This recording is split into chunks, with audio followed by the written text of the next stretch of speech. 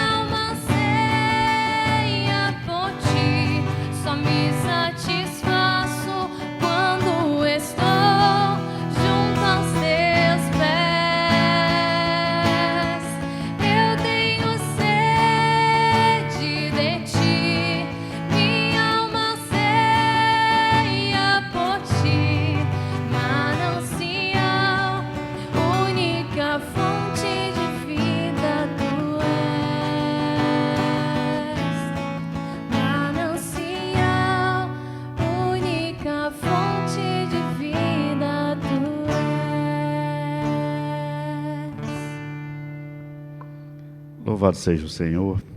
Nós vamos agora meditar na palavra de Deus. Antes, porém, eu gostaria de orar mais uma vez, buscando a direção do Senhor, para, nesse momento, recebermos a instrução que vem dEle.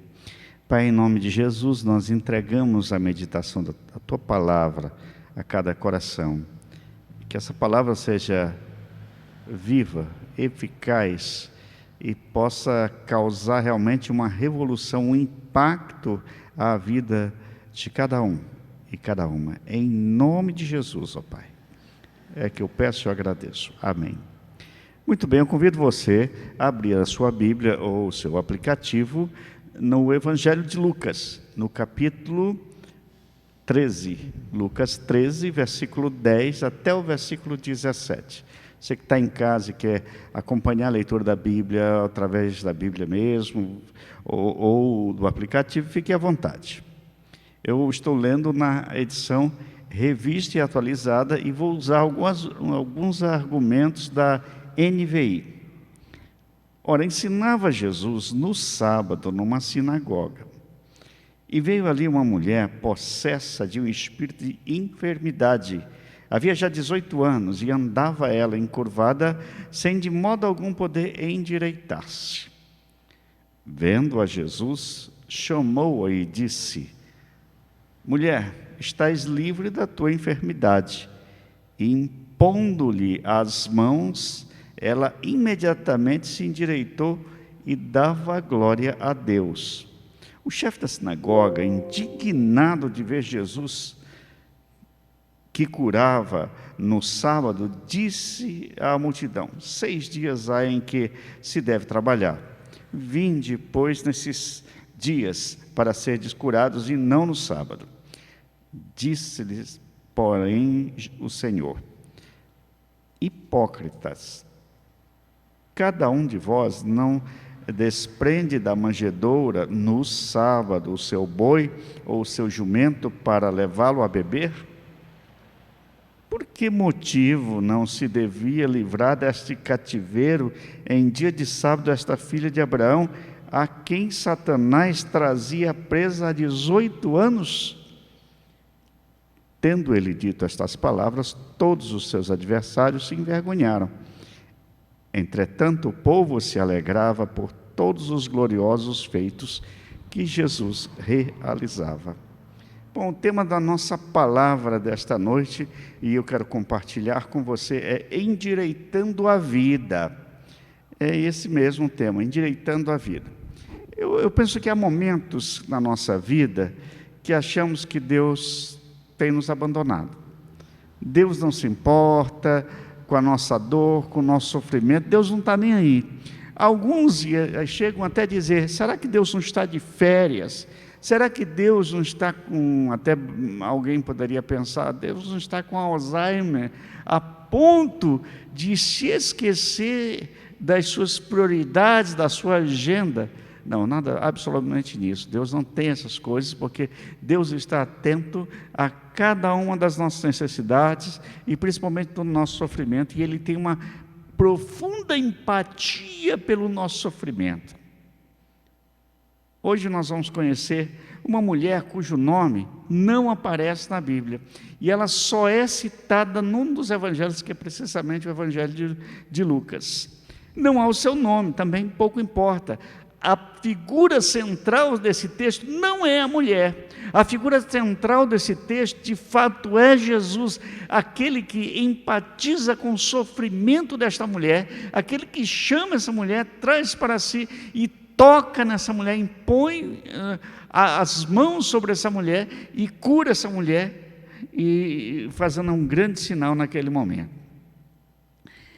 Há um outro personagem nesse texto, que é um personagem secundário, que também não aparece o nome. Diz apenas que a reação à cura desta mulher é a reação do chefe da sinagoga, que ficou indignado porque Jesus curava no sábado. E aí ele vira para a multidão e disse: olha, a Bíblia diz que, a lei de Moisés diz que nós temos 6 dias para trabalhar, e no 7º dia é para descansar. Então, venham qualquer dia da semana para serem curados, mas não no sábado. Então, nesse caso, é como se forçasse a que as enfermidades fossem é uma espécie de gueto espiritual que só acontecesse, ou o gueto do infortúnio, ou o gueto do sofrimento, que fosse apenas acontecer nos dias da semana. Então, de domingo até sexta-feira, você podia ficar doente. Sábado não podia ficar doente, porque era proibido curar no sábado. Jesus contra-argumenta essa situação, dizendo que a própria lei permitia, no caso de uma ovelha, de um jumento, de um boi, de uma cria, e aí no sábado não podia trabalhar, mas podiam levar os animais para tomar água, para se alimentar. Ou seja, na verdade, o que Jesus está dizendo é o seguinte: vocês estão simplesmente olhando para as pessoas como animais, e olhando para os animais, eles estão humanizando os animais, porque para eles vocês estão, e vocês fazem isso no sábado. Para o ser humano não se pode curar no sábado. Então, tanto que Jesus vai chamar essa mulher de filha de Abraão, dizendo o seguinte: essa mulher é uma mulher de fé, essa mulher é uma mulher de história aos pés do Senhor, esta mulher é uma mulher que tem uma raiz que remonta ao chamado de Abraão. Ela é uma descendente de Abraão, ela é uma mulher de fé. É isso que Jesus está dizendo. Bom, mas desse episódio nós vamos ver alguns detalhes importantes a respeito do sofrimento dessa mulher, já que o nosso tema é endireitando a vida. A primeira coisa, o primeiro fato, que ela vivia sob a influência de um espírito maligno. Diz o texto que ela vivia, e é logo no começo, ali havia uma mulher possessa de um espírito de enfermidade. Ou seja, essa enfermidade era causada por um espírito maligno. Depois Jesus vai lá na frente dizer também que ela vinha nesse cativeiro, se referindo à situação que Satanás, lá no versículo 16, Satanás trazia presa há 18 anos. Segundo fato sobre esse infortúnio dessa mulher, é que ela sofria o tempo que vinha com essa enfermidade. Ela vivia arcada, curvada, e eu estava pesquisando alguns tipos de doenças, que são doenças realmente relacionadas à coluna, à postura da pessoa, dado o tipo de dor. Então existe uma enfermidade, a ortopedia chama essa enfermidade de hipercifose. O que é hipercifose? É aquele fato que a pessoa tem tantos problemas e tantos desvios na coluna, é pior que a escoliose, que é outro problema de coluna, que ou a pessoa se arca para um lado, ou o lado direito, ou o lado esquerdo, ou a pessoa se arca para trás, mas o mais comum é que a pessoa se arque para frente, fique como curvada o tempo inteiro. E eu já tive a oportunidade de ver pessoas que têm esse problema, hipercifose, e elas não conseguem olhar a não ser para o chão. Elas não conseguem olhar a não ser para os seus pés. Elas não conseguem olhar para frente, não conseguem olhar para cima, porque sua coluna obrigou a se encurvar. A hipercifose é esse problema de coluna, possivelmente, que essa mulher estava possessa desse espírito por 18 anos. A pessoa normalmente não nasce com isso. Isso se desenvolve de acordo com a atividade de trabalho da pessoa, e com o tempo a pessoa vai, se ela já tem uma tendência, uma fraqueza na coluna, isso vai se desenvolver e vai se acumular, e vai ter um problema muito mais sério. Hoje, a hipercifose tem intervenção cirúrgica para isso.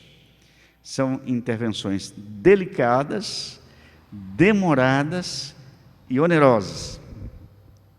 Bom, eu estou falando da hipercifose porque esta mulher, Ela chega na sinagoga, ela chega para orar, e ela nem devia estar ali, porque do ponto de vista do judeu, uma mulher enferma, seja qual for a sua enfermidade, por ser mulher, ela não devia estar na sinagoga.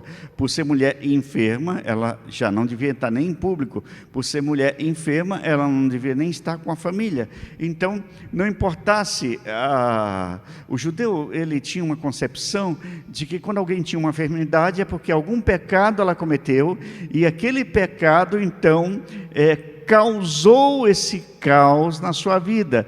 Então, ou gerou esse caos na sua vida. Então, nesse caso, essa mulher possivelmente vivia sob a bandeira de ser uma mulher marginalizada. E isso por 18 anos. Um terceiro fato sobre essa mulher é que ela convivia com dores insuportáveis. Ela andava encurvada. Padecia demais por sua enfermidade. Deveria ser muito doloroso, deveria ser muito angustiante, muito sofrimento, tentando todos os recursos e nada, não obtendo nenhum resultado que fosse aliviar a sua dor. Tinha tentado de tudo. É o quarto fato. De forma alguma podia endireitar-se, diz o texto, versículo 11. Todos os recursos já haviam sido testados, a medicina, força de vontade, esforço próprio, e nada de mudança, nenhuma melhora. Essa mulher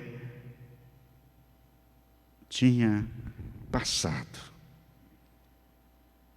não tinha tido nenhum resultado. Eu diria que o quinto fato sobre esta mulher é que ela perdeu o sabor de muitas coisas boas da vida, talvez de uma refeição com a família, talvez de um convívio, de uma festa, num casamento, talvez até numa celebração. Não poderia ser uma mulher normal. Nesses 18 anos, a beleza e a dignidade humana é poder caminhar ereto, é poder olhar nos olhos das pessoas, e essa mulher não tinha mais esse prazer. Não podia olhar para o céu, não podia levantar os olhos para o céu, porque ela estava encurvada há 18 anos. Ela não podia fazer nada disso que uma pessoa normal podia fazer. E ela, sem dúvida, tinha consciência dessa sua miséria, desse seu infortúnio, dessa sua dor.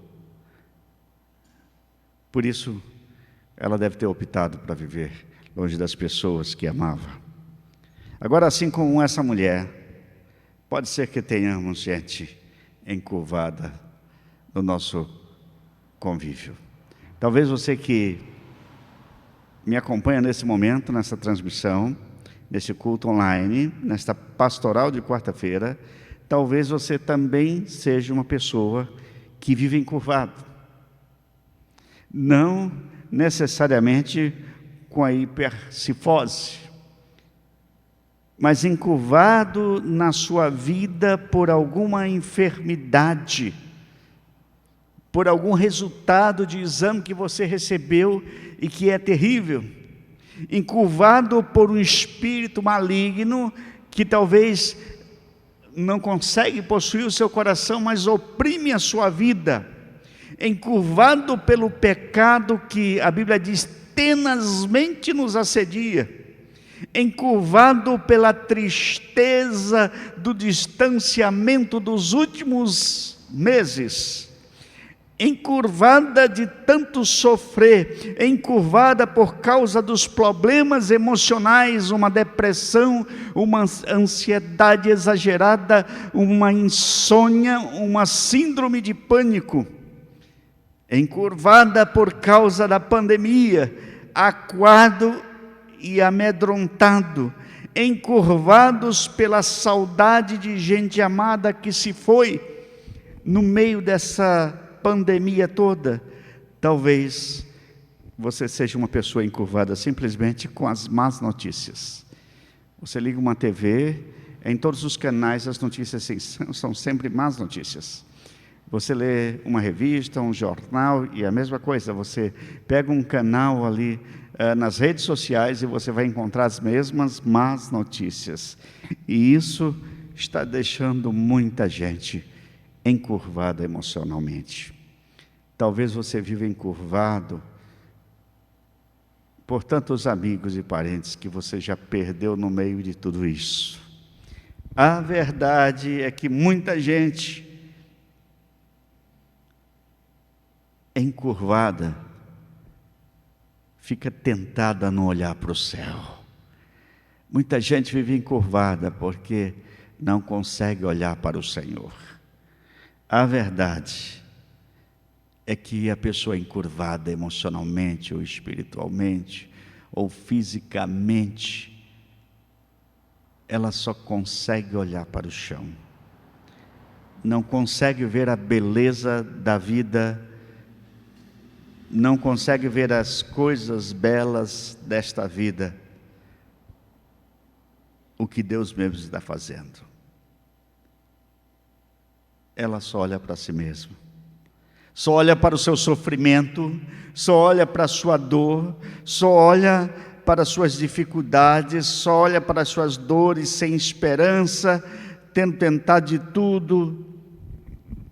Mas eu quero convidar você a prosseguir, olhar para essa história desta mulher, já que o tema da palavra é endireitar a vida, já que eu falei de alguns elementos que deixaram essa mulher encurvada.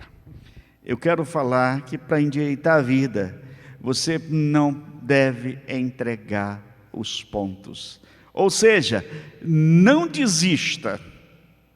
Não desista. Eu me recordo de uma história bíblica,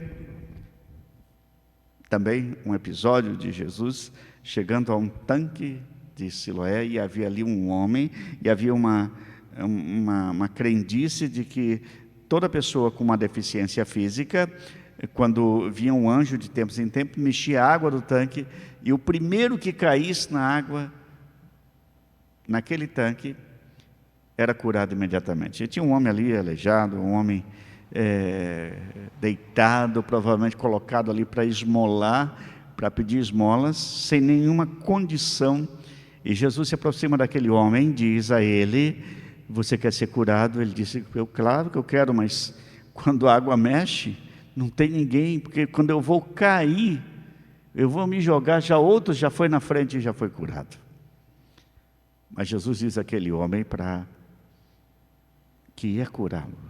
E Jesus curou aquele homem, e todos os seus nervos, todo o seu corpo foi restaurado, porque onde Jesus está presente, você olha para Jesus e você vê Deus operando através de Jesus. Aleluia. Lucas não chama a nossa atenção apenas pelo estado lamentável desta mulher encurvada, mas também pelo esforço de fé de estar na sinagoga, mesmo nessa situação marginalizada. Ela estava ali se impondo com o seu jeito e ouvindo as palavras. Jesus está falando várias parábolas aqui, nesse momento na sinagoga, e essa possível foi a última visita de Jesus a uma sinagoga. Mas essa mulher está ali, num cantinho. Observem bem, que ela está ali encurvada e ela não pede nada. Ela não está ali para implorar nada. Mas a empatia começa quando Jesus olha aquela mulher. E não precisava dizer mais nada, ele já sabia que 18 anos ela estava em possesso daquele espírito. Ele sabia que o caso daquela mulher era de fato uma hipercifose. O caso daquela mulher, Satanás vinha usando e vinha martelando, e numa cultura extremamente machista, aquela mulher era uma mulher deixada de lado, não tinha amigas, não tinha companheiras, não podia trabalhar com as mulheres, não podia cuidar da sua casa, porque ela vivia olhando para o chão. Lucas, o escritor desse texto, é médico. Ou era médico, né? Então ele deixa um detalhe, que ela está ali há 18 anos encurvada. Ele relata com precisão o problema médico ali. Mas diz o texto que não foi ela que tomou a iniciativa, foi Jesus. O versículo 12 diz assim: vendo-a, Jesus chamou-a e disse.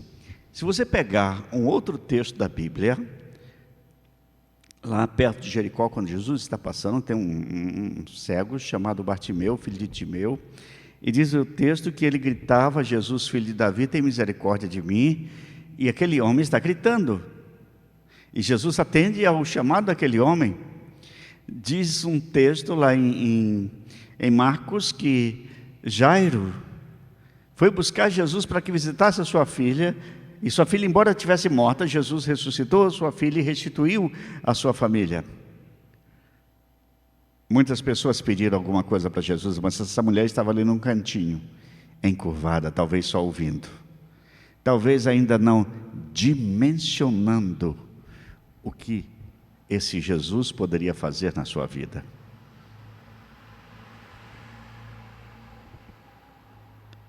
Para endireitar a vida, não entregue os pontos, não desista.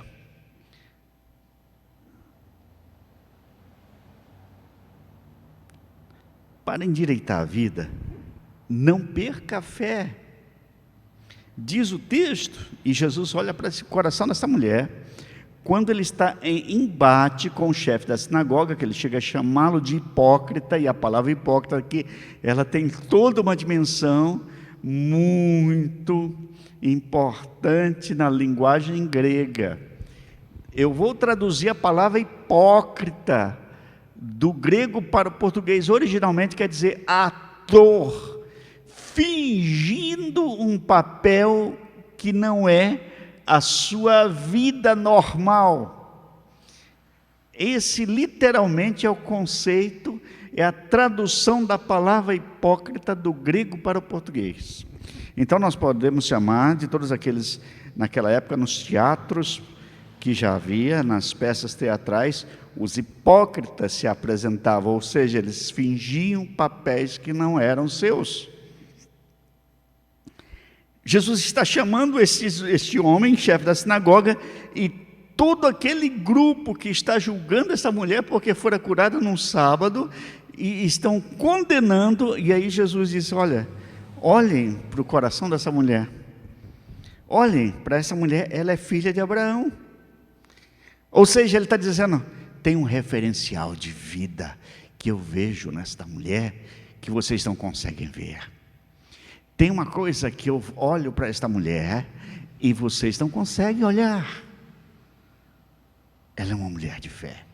Porque quando ele se refere à filha de Abraão, ele está dizendo, essa mulher é uma mulher de um histórico de fé, assim como Abraão é o pai da fé. Aleluia. O Senhor não vê só a cara. O Senhor vê o íntimo coração. Louvado seja o Senhor.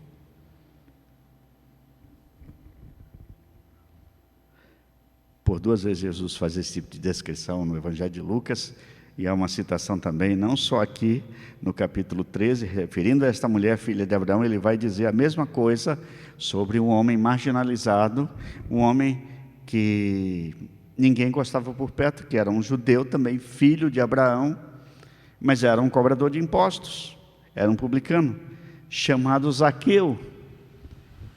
E Jesus, lá no capítulo 19 de Lucas, versículo 9, diz, este homem é filho de Abraão.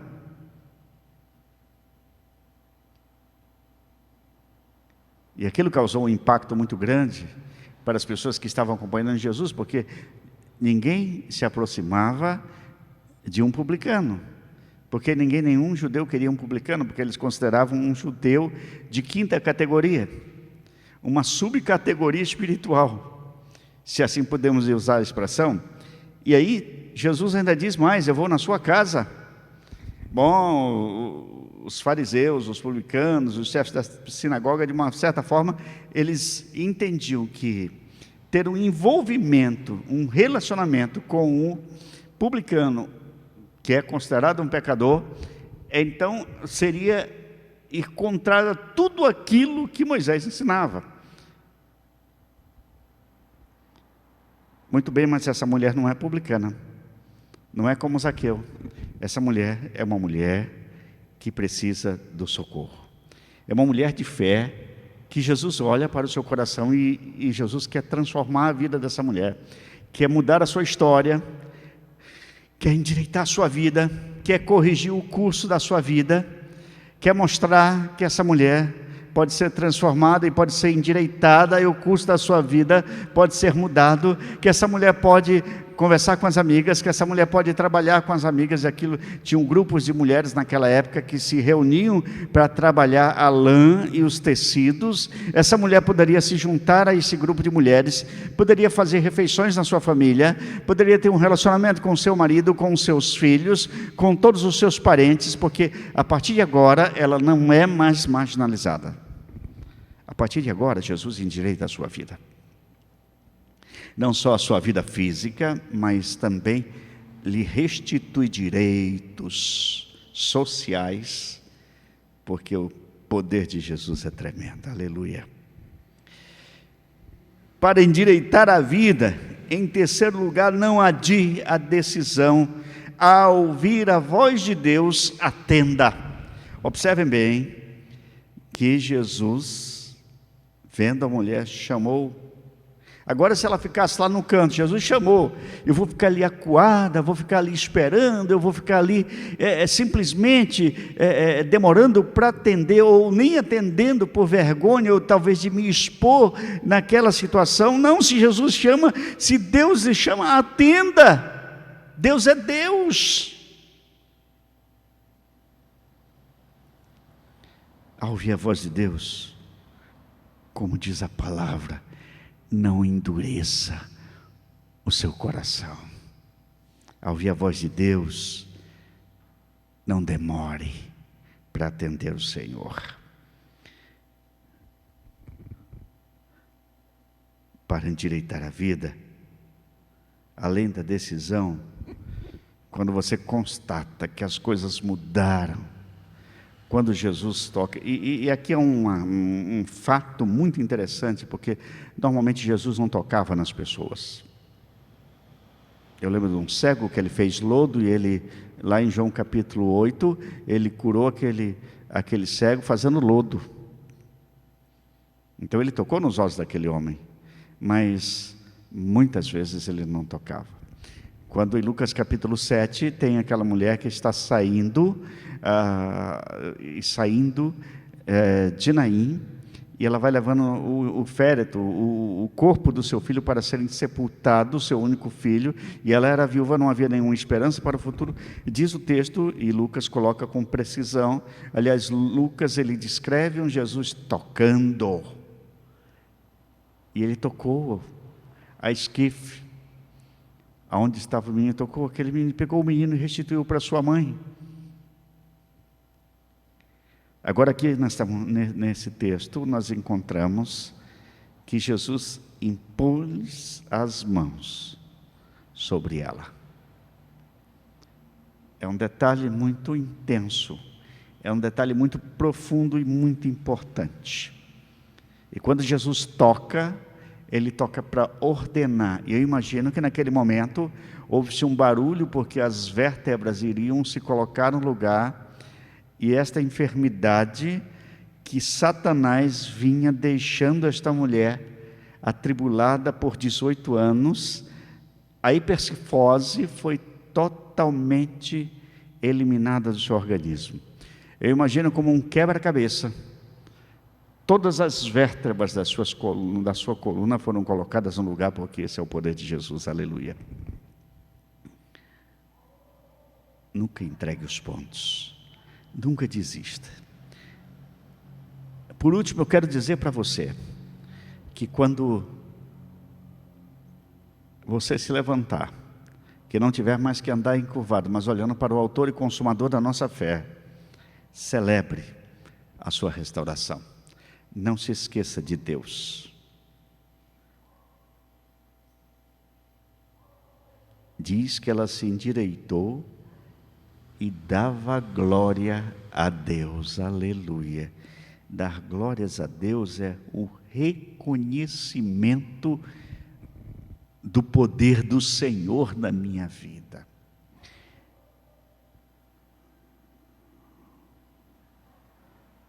Da mesma forma como essa mulher alcançou vitória sobre a enfermidade que a assolava por 18 anos, nós podemos alcançar vitória sobre as nossas dificuldades. Quais são os seus problemas? Quais são os pesos, os fardos que deixam a sua vida encurvada? Talvez seja a enfermidade, ou um espírito maligno que o oprime. Talvez seja o pecado, um pecado, diria que, de estimação, que você não consegue se livrar, e você pede perdão, de repente você repete esse pecado.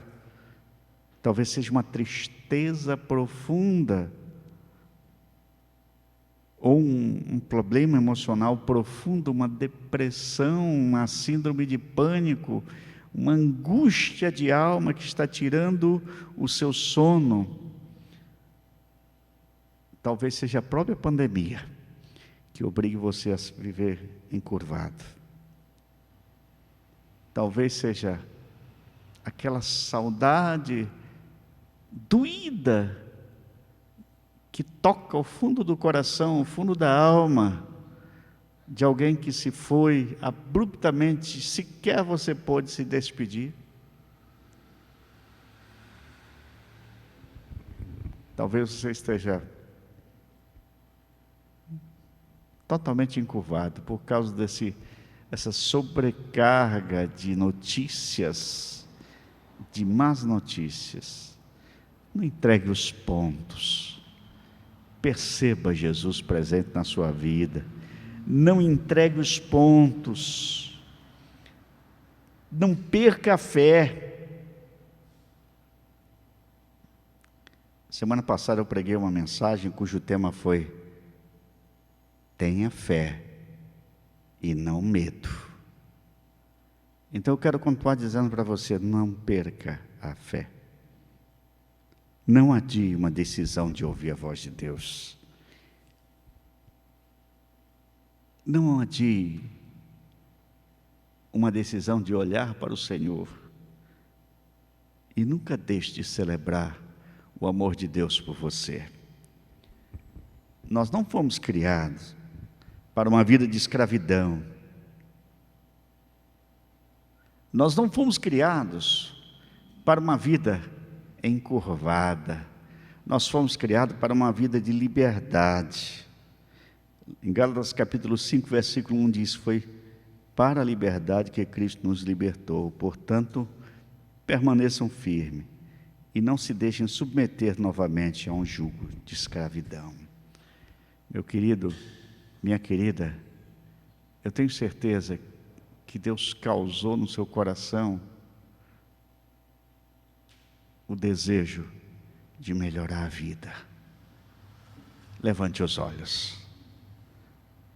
Olhe para o autor e consumador da nossa fé. Endireite a sua coluna. Olhe nos olhos. Deus nos abençoe. Nós vamos ouvir mais uma música agora pela Mariana e pela Natália, para a glória do Senhor.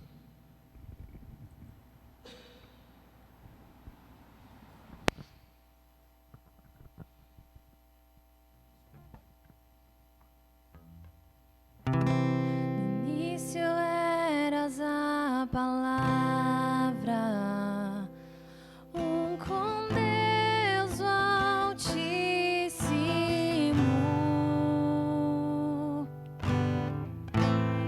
o mistério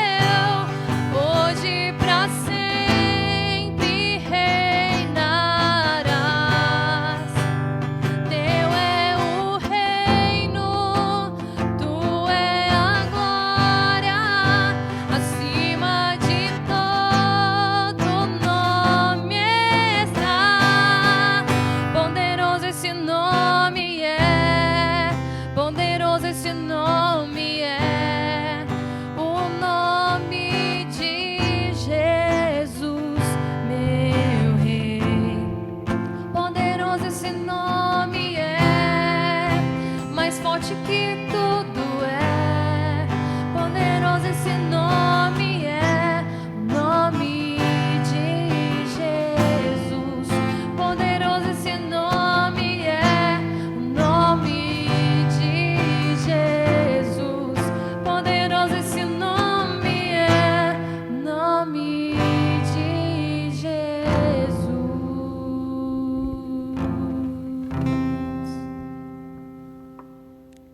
Louvado seja Deus. Nós vamos orar nesse momento. Vamos orar por algumas pessoas que têm nos pedido já a oração. Vamos clamar ao Senhor por essas pessoas. Pai, em nome de Jesus, te louvamos pela palavra que o Senhor nos deu nesta noite, especialmente nesse episódio dessa mulher cujo nome não consta na Bíblia, não sabemos, mas sabemos o nome de Jesus, o nome que de fato fez a diferença na vida daquela mulher que vivia encurvada 18 anos. E para aqueles, Senhor, que estão encurvados nas suas emoções, ou nas suas enfermidades, ou na saudade de alguém que perdeu, ou nas preocupações, ou o medo das notícias, das más notícias, nós clamamos a Tua graça, bondade e misericórdia, o toque do Senhor que endireita a vida. Em nome de Jesus. Em nome de Jesus, queremos orar pelo Roger, que está com a Covid, esposa grávida e filhinho também, que o Senhor proteja, ó Pai, essa família. Em nome de Jesus, nós queremos agradecer pelo seu Ernesto, que depois de dias internado, hoje retornou para a sua casa, aqui em Monte Sião. Que o Senhor abençoe juntamente com toda a família. Em nome de Jesus, Senhor Deus. Queremos te agradecer pela melhora do Rodolfo, que ali em São Paulo esteve na UTI, hoje já está num quarto, te louvamos. Em nome de Jesus, nós queremos agradecer pela Conceição, que também esteve internada e sua família está curada, nós te louvamos.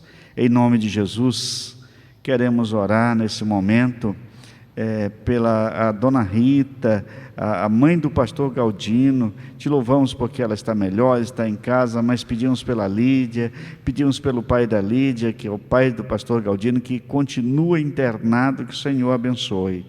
Nós também queremos pedir pelo pastor Wellington, ali de Campinas, que já está melhor, mas precisa do auxílio do Senhor para ser totalmente recuperado, em nome de Jesus. Pai amado, eu quero também orar pelas famílias que estão perdendo seus entes queridos. Especialmente queremos orar nesse momento pela Kátia, pela Silvana, pela Claudete e toda a família Pereira e Farias que perdeu o Clayton, Pai. Que o Senhor conforte e console. Em nome de Jesus. Há milhares de pessoas que perderam seus entes queridos e que tinham uma vida real, uma vida em família, e que agora abruptamente se viram realmente perdidos em termos de convívio familiar. Conforta os corações.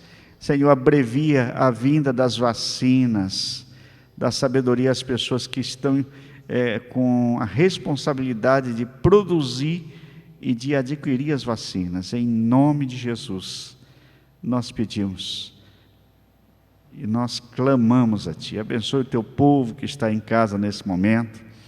Em nome de Jesus é que nós oramos. Amém. Que a graça do nosso Senhor e Salvador Jesus e que o amor de Deus, o nosso Pai, o poder, a ternura do Espírito permaneça com todos os irmãos e todo o povo de Deus, hoje e sempre. Amém. Grande abraço para você, meu irmão, grande abraço para você, minha irmã.